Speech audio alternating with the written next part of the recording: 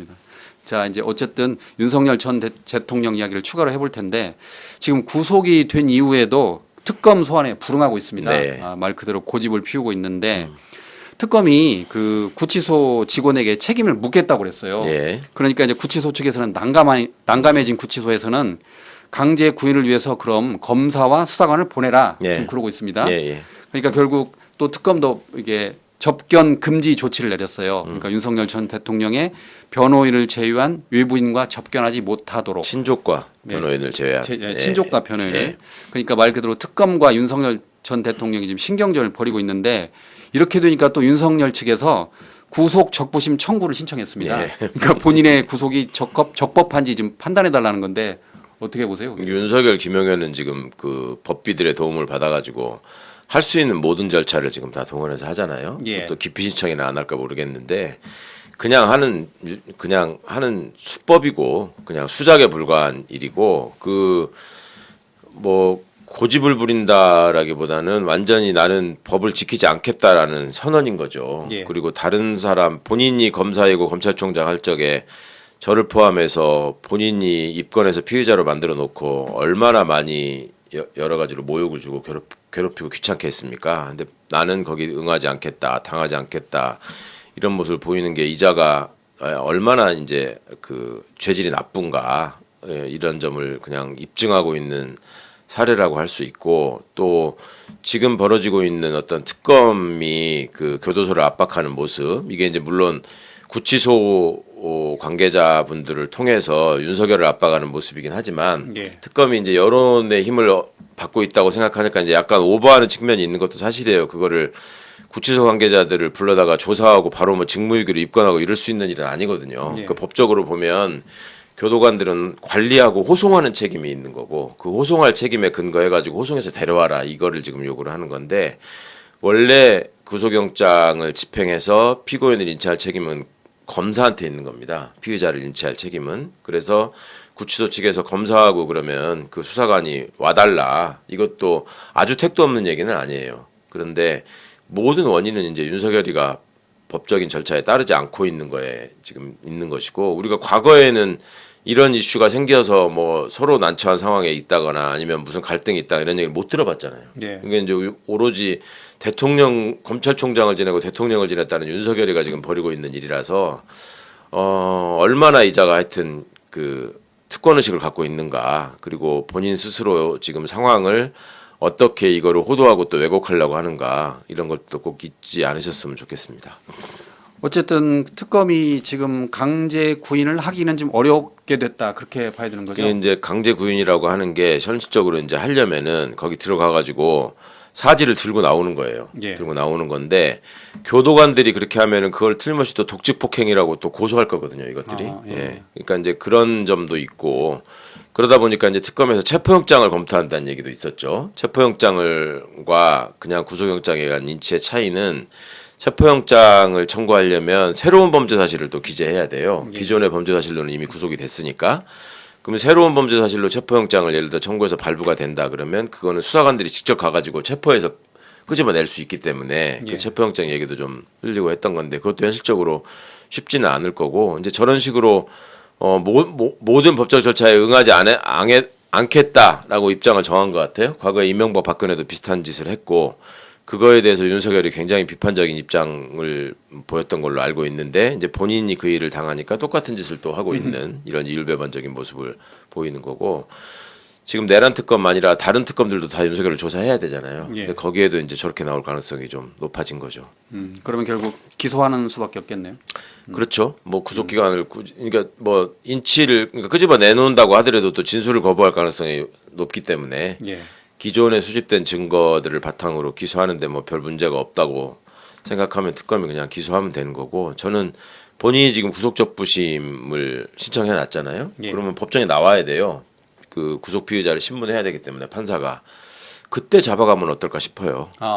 그때 나왔을 때. 그러니까 법정에도 지금 지규현 재판부의 내란 재판에 지금 안 나가겠다 이러고 있단 말이에요. 예. 그러니까 그것도 나가면은 잡혀갈까봐 그거를 의식하는 것 같은데 이번에 구속적부심 본인이 청구한 거니까 본인이 꼭 가야 되니까. 예, 그거는. 가야 되니까 거기서 잡아가도 될 것 같은데 예. 좀 비추가 주목됩니다.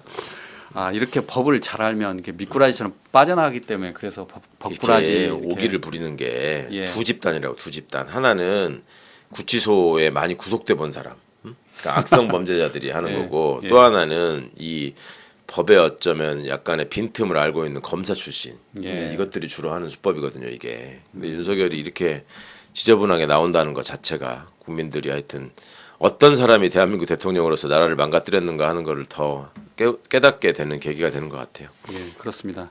국민들이 정말 생생히 목격하고 있는 것 같습니다. 윤석열 전 대통령 구속영장 실질심사 내용을 살펴보겠습니다. 저희가 그동안 알았던 거는 그 혐의가 올 1월 그 경호처를 동원해서 공수처 체포 영장 집행을 저지했고 네. 그다음에 비화폰 통신기록 삭제 지시 이렇게 알고 있었는데 추가로 나온 걸 보니까 양이 많습니다. 그 비상계엄 선포 전 국무회의를 일부만 소집을 해서 국무위원 9명의 계엄 심의권 행사를 방해했다. 네. 그리고 본인과 한덕수 전 총리 그리고 김용현 전 국방부 장관이 서명한 허위 계엄 선포문을 만들어서 이를 또 이게 대통령 기록물인데 이를 파괴했죠. 폐기한 네, 혐의. 네. 그리고 또 계엄에 관한 허위 사실을 담긴 피지 그러니까 프레스 가이던스라고 네. 그러는데 요걸 또 외신에 전파 지시한 혐의 혐의가 많은데 결국 구속되겠죠? 아, 그럼요. 예. 예. 당연히 구속돼야 되고요. 내란 우두머리가 이렇게 거리를 활보하고 있었다는 게 그것도 반바지 입고 이게 지금 어느 나라에서 용납될 수 있는 일인지 어느 시대에 용납될 수 있는 일인지 모르겠어요. 예. 사실은 과거에 뭐 왕조 시대라고 하면은 진작에 목이 잘려가지고 그 광화문 내거리에 걸렸어야 되는 게 반란 수계의 어떤 처지인 것인데 너무나 지금 황당한 꼴을 우리가 오랫동안 지켜봐 왔고 그리고 특검이 밝혀낸 사실이나 그 안에 담겨 있는 진술이나 이런 게 절대 가벼운 게 아니지 않습니까 지금. 예. 그러니까 완전히 그냥 국법 질서를 계엄 이후에도 계속 무시하고 파괴하는 생각을 해왔기 때문에 반드시 구속돼야 된다고 생각합니다. 그 7월 5일 날 그 집에서 가까운데 예. 그 특검에 9시 1분에 도착을 했잖아요. 그러니까 이를 두고 사람들이 1분의 자존심을 지켰다. 처음에는 9시까지 나오려 하는데 10시까지 나가겠다 버텼다가 네. 그래도 1분을 늦었는데 이게 1분의 자존심을 지켰다라는 그 중간에 뭐 한 네. 20분 늦을 수도 있다 이런 소리 또 했었잖아요. 네. 그러다 결국은 이제 1분에 갔는데 예. 꼴값 떠는 거죠. 이게 뭐 그래도 이게 그 자기를 지지하는 지지자들에게 내가 그래도 이렇게 특검에 이렇게 반발한다. 그래서 1분을 그렇죠. 지켰다 뭐 그런 뉘앙스도 있다면서요. 나름대로 이제 자기가 뭐 굴복하지 않는다 이런 의미 또 순교자로서의 어떤 모양새 이런 것들을 갖추려고 하는 모양인데 사실 오늘 영장 실질심사가 이루어지는 날이 또 중요한 날이잖아요. 예. 근데 예전에 체포영장만 가지고도 한남동 앞에 가가지고 나경원, 김기현 비롯해가지고 얼마나 거기 가서 서서 뭐 저기 했습니까? 예. 근데 구속영장이 발부된다고 하는데 아무도 신경 쓰지 않는 것 같아요. 그리고 그러니까요. 예.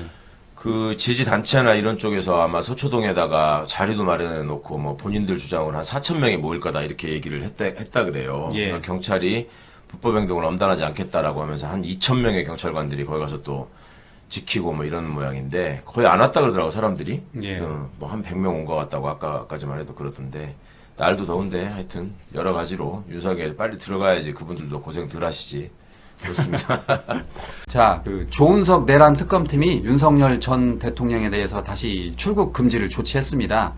이미 그 검찰 특수본 그러니까 특별수사본부 시절에 출국 금지를 한번 했었잖아요. 네. 그런데 지금 내란 특검이 다시 공소 유지 주체가 바뀌면 출국 금지 여부도 다시 판단해야 된다라고 하면서 지금 출국 금지를 했습니다. 그렇죠. 예. 어떤 내용인가요, 의원님?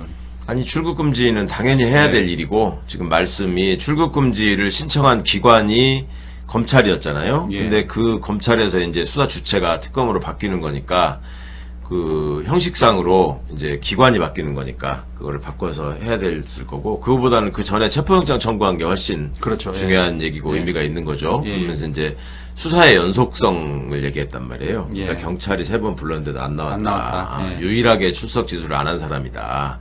이렇게 얘기하면서 끌려다니지 않는다. 이렇게 말한 부분.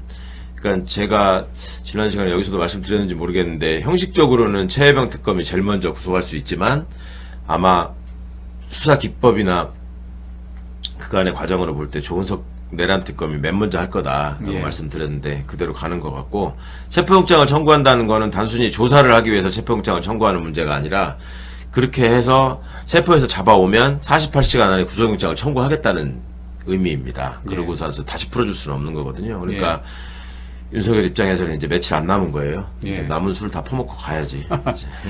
그렇지 않아도 제가 그 체포영장 청구를 질문 드리려고 했는데 네네. 두 번째로 그 이제 체포영장을 청구했을 때 그 박지영 특검보 말이 좀 네네. 화제를 모았습니다. 네네. 그 법불 악위.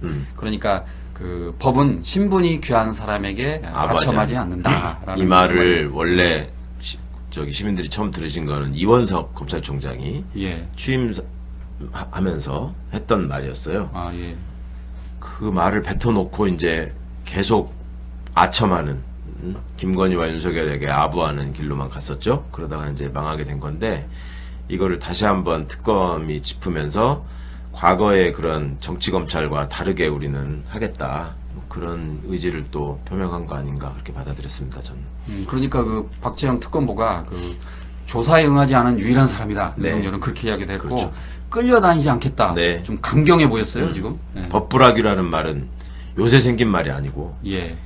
옛날에 춘추전국 시대에 그 법가에서 나온 말이거든요. 그게. 예. 그러니까 2000년이 넘도록 문명이 발전했다고 하는데 대한민국은 그 시절 그 수준으로 지금 퇴행해 버렸던 거죠. 그러니까 더 이상 그거 용납하지도 않고 끌려다니지 않겠다라는 의지를 표명한 건 되게 반갑게 들었고요. 여전히 이제 특검이 성과를 내고 잘 해주기를 바라지만 다른 한편으로 그런저런 틈새에서 또 정치검찰의 첩자들이 준동하지는 않는지 이거에 대해서도 계속 우리도 이제 관심을 기울여야 될 필요는 여전히 남아 있습니다. 근데 지금까지는 하여튼 뭐 잘하고 있습니다. 아주. 어쨌든 이제 특검이 김건희 특검을 하면서 그 그러니까 검사들도 수사할 수 있잖아요. 그러니까 그 당시 이창수 지검장이나 그 조상원 차장검사 수사해야 돼요. 수사할 수 있는 게 아니라. 네, 부실수사 의혹 네네. 수사할 수 있는 거죠. 네네. 그런데 이번에 지금 갑자기 뜬금없이 검찰이 이제 그 뭐죠? 김건희 목소리가 담긴 녹음 파일을 뿌렸다는 거는 검찰도 지금 책임 회피를 하기 위한 그런 의도도 있다고 해야 되나요? 그런 거죠. 이제 그렇게 해서 뭐 또 자기들이 이제 다 증거 확보했으니까 기소할 수 있다. 뭐 기소하면 좋겠다. 이런 식으로 또 던져놓고 간을 보는 것 같아요. 예. 그러니까 검찰 조직 전체가 관련되어 있는 문제잖아요. 그 몇몇 검사들이 물론 행동을 했지만 그들끼리만 한 게 아니라 조직이 움직여서 이걸 막았다는 점이 본인들 입장에서 얼마나 찔리고 불안하겠습니까? 그러니까 우리가 어떻든 이것도 다시 확보했고 기소를 했으니 아니 무능이 죄는 아니지 않습니까? 라는 식의 이제 얘기를 만들려고 하는 거죠. 특검에 가서. 근데 이 검찰이 기소를 하진 않겠죠? 기소를 해버리면 특검의 그 문신의 폭이 좁아지는데. 그렇죠. 네. 특검이 이제 그 부분에 대해서 또 예를 들어 기소를 하면서 예. 액수를 줄여버린다거나 예. 뭐 또 기소를 부실하게 해가지고 무죄가 나는 방식으로 기소를 한다거나 이럴 위험성이 있어서 특검이 그 부분에 대해서 기소를 하지 마라 하라라는 의견을 좀 표명해 줬으면 좋겠어요. 아, 예. 그렇게 해가지고 일단 어떤 방향을 정한 다음에 근데 기소를 한다고 하더라도 사실은 그 부분에 대한 수사는 해야 되거든요. 근데 기소가 돼버리면 약간 뒷전으로 밀릴 수가 있단 말이에요. 김건희는 지금 여러 가지 지저분한 사건들이 많잖아요. 예. 그러다 보면 후순위가 될 수 있기 때문에 우리 그 부분은 이제 민중기 특검이 담당하시는 분야니까 거기에 대해서도 특검이 좀 뭔가 의사표시를 하시지 않을까 기대합니다. 어쨌든 김건희 여사는 공교롭게도 그 타이밍에 지금 서울 아산병원에 입원을 했어요. 예.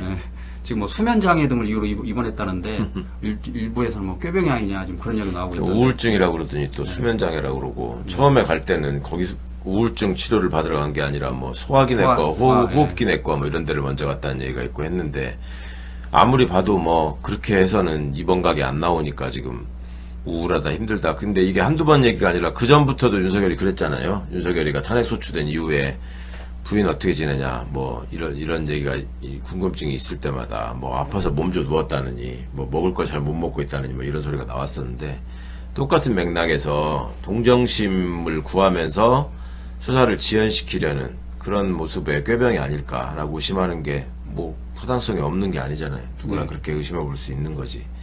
정신 좀 차렸으면 좋겠는데 정신 차릴 일은 없는 것 같고 아까도 말씀드렸지만 자기들이 한번 들어가면 이제 못 나온다는 걸 알기 때문에 특검에서 김건희 출석 요구를 해가지고 부르는 날 그날 다음 날이 김건희 구속되는 날입니다. 그러니까 그건 알고 있으니까 들어가는 시간이라도 최대한 늦춰보자. 끝은 보이지 않으니 시작이라도 늦춰보자. 그 생각인 것 같아요. 그리고 거기서 이제 끌려나가는 모습을 통해 가지고 아픈 사람에게 이렇게 가혹하게 하는 뭐 이재명 독재 정권의 모습 이런 프레임을 만들려고 할 텐데 그게 그렇게 본인들의 의사 그 바람대로 되지는 않을 것 같습니다.